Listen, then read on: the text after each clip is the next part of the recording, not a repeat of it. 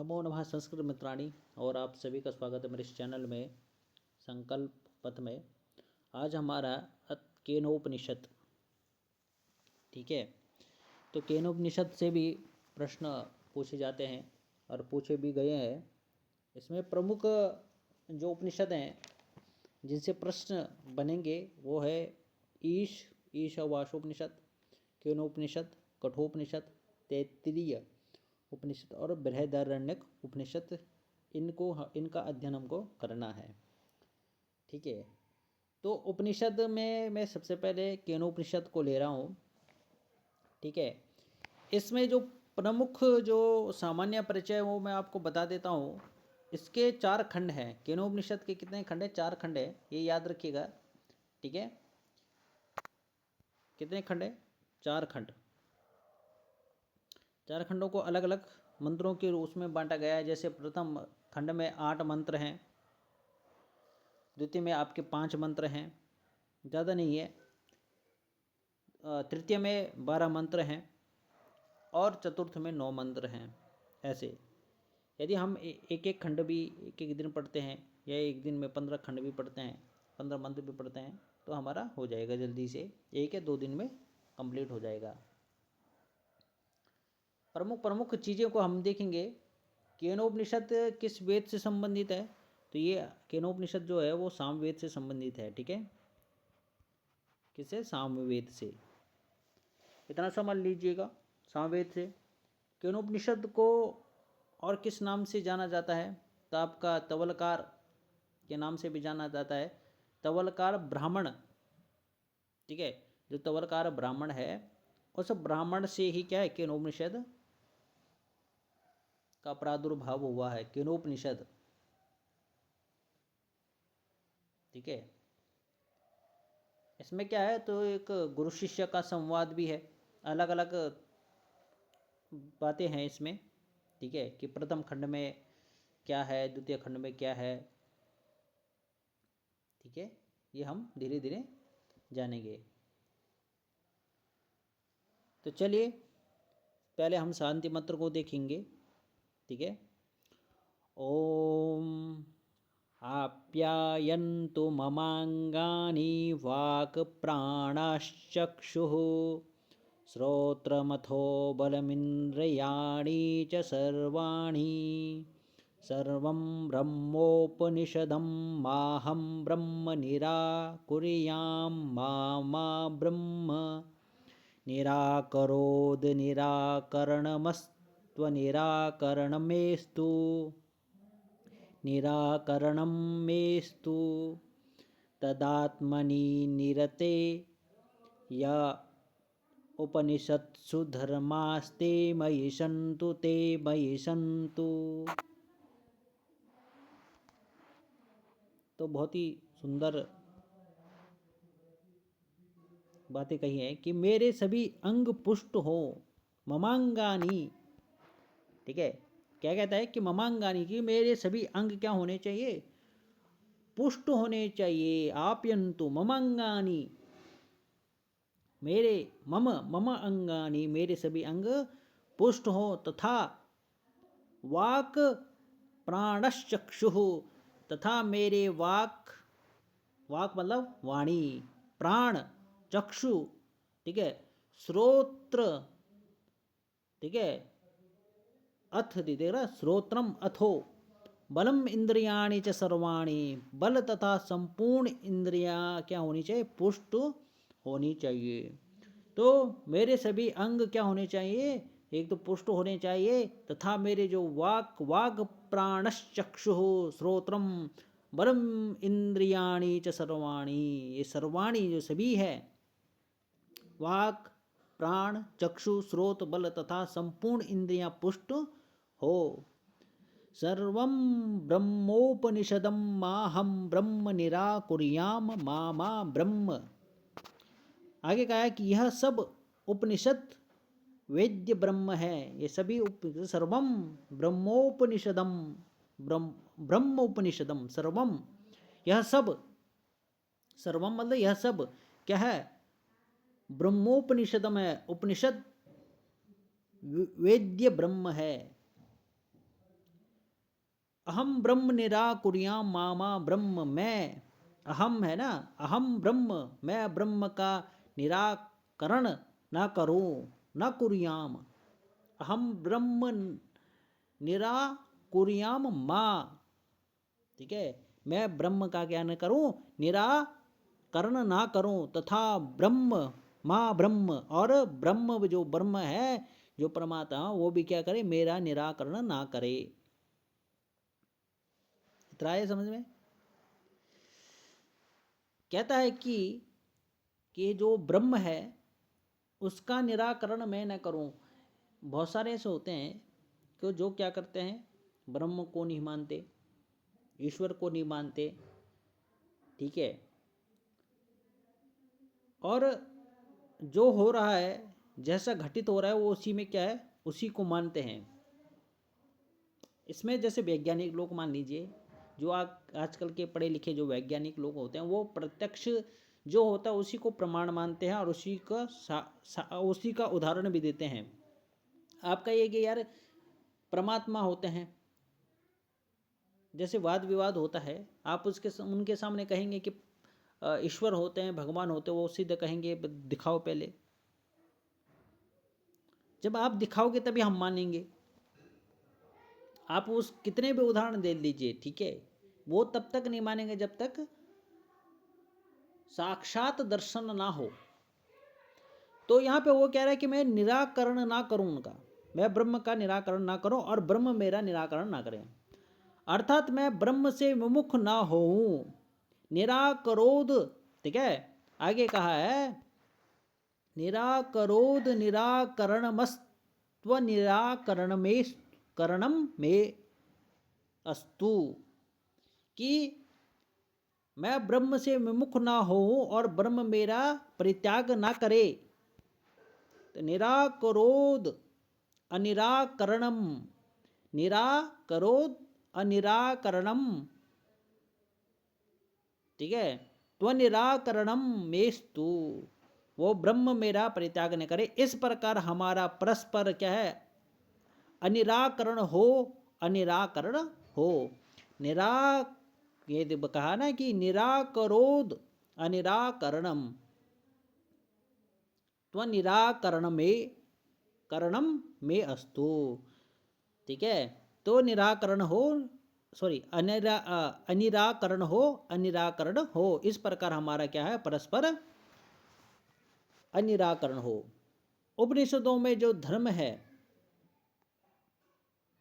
उपनिषत्सु, ठीक है, उपनिषद क्या है ना, उपनिषत्सु धर्मास्ते, धर्माह उपनिषत्सु, उपनिषदों में जो धर्म है वे क्या है, आत्मज्ञान में लगे हुए, तद आत्मानि निरते, जो उपनिषदों में जो धर्म है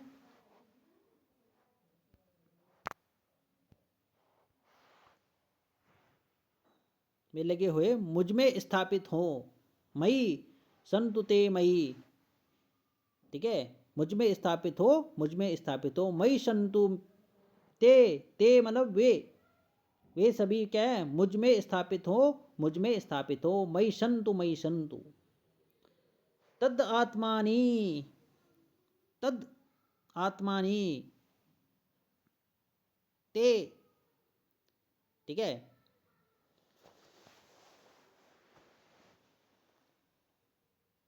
यहां पे ते वे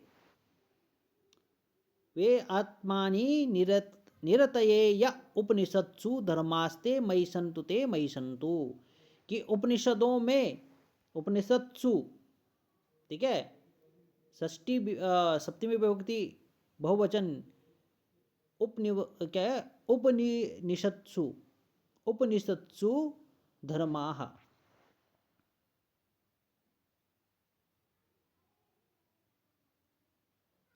वो धर्म आत्म ज्ञान में लगे हुए, आत्मानी में लगे हुए, मयि संतु, मुझ में स्थापित हो, मयि संतु, मुझ में स्थापित हो।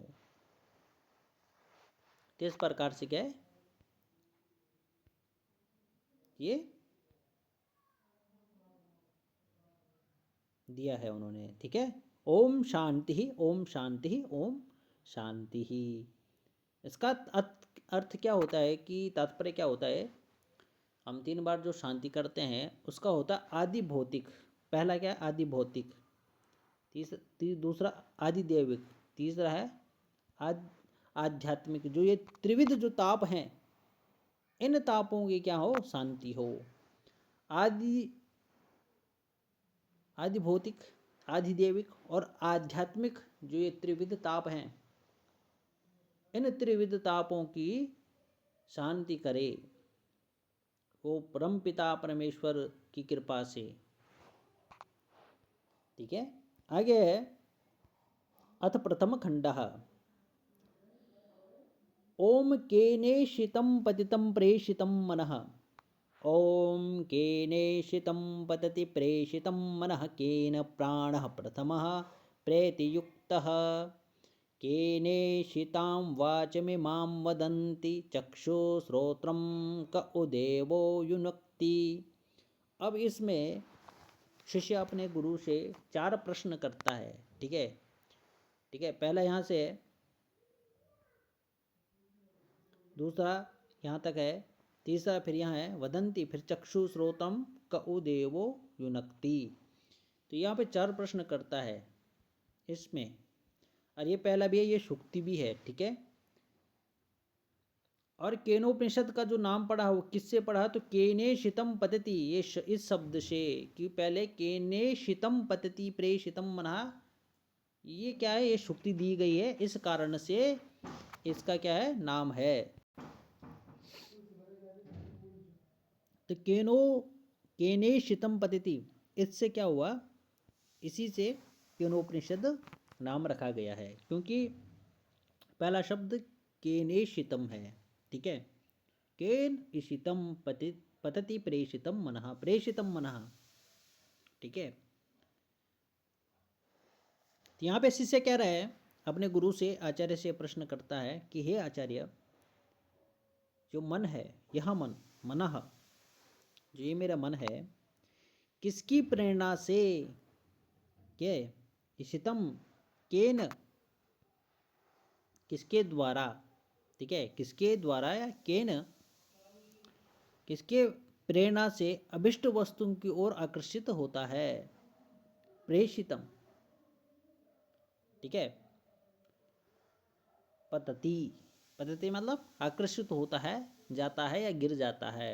मन क्या हो जाता है?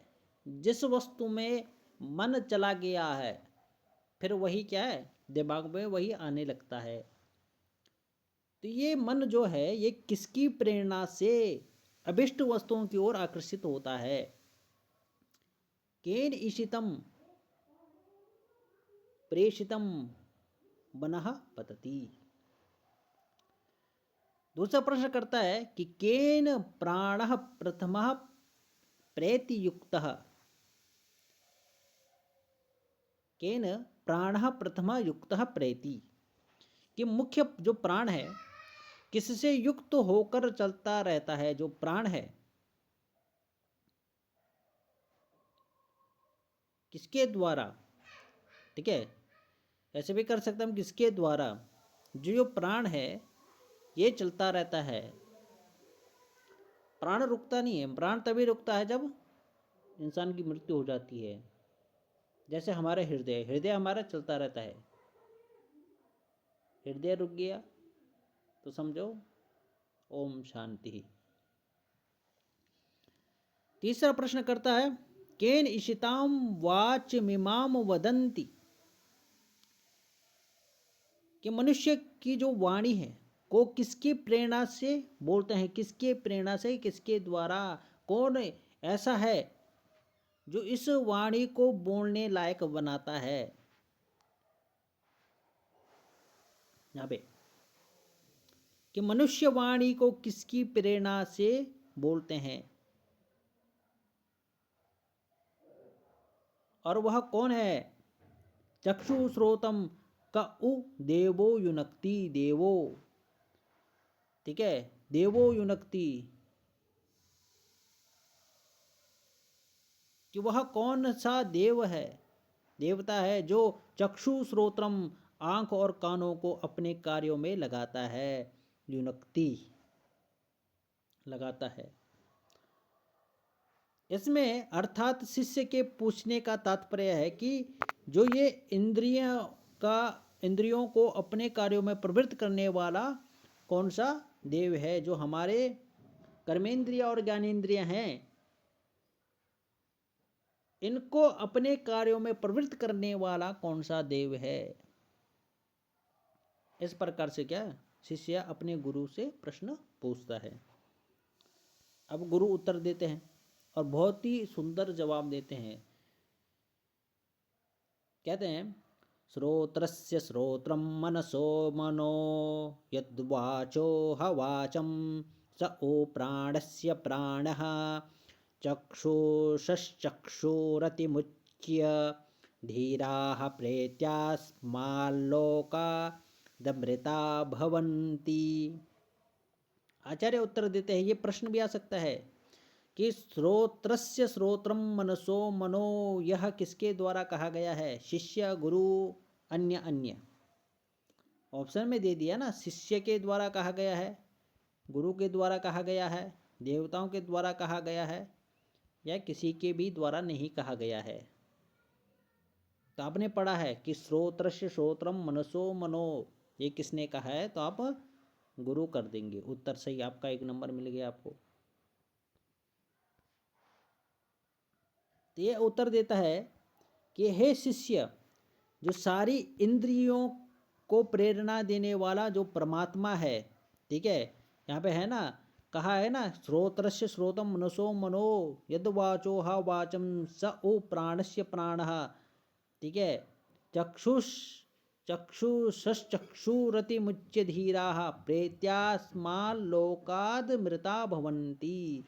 ये कहते हैं कि सारी इंद्रियों को प्रेरणा देने वाला क्या है, परमात्मा है। वह कैसा है, तो वह कानों का कान है, मन का मन है, निश्चय ही वाणी का वाणी है, वह प्राणों का प्राण है, आँखों की आँख है। धीर पुरुष ऐसा जानकर इस लोक से मरकर अमृत अर्थात मुक्त हो जाते हैं।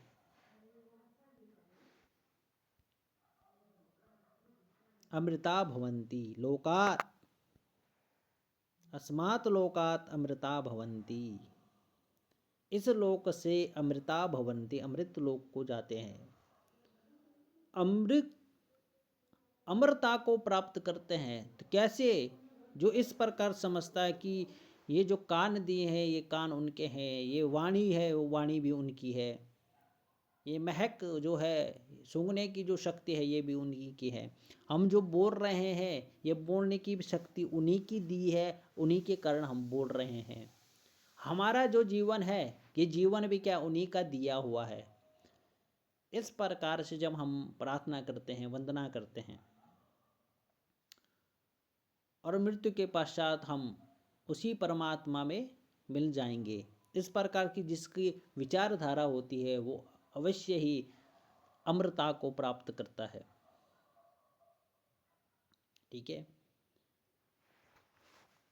तो आज के लिए हम इन 2 श्लोकों को पढ़ेंगे, फिर नेक्स्ट हम आगे के श्लोकों को अध्ययन करेंगे।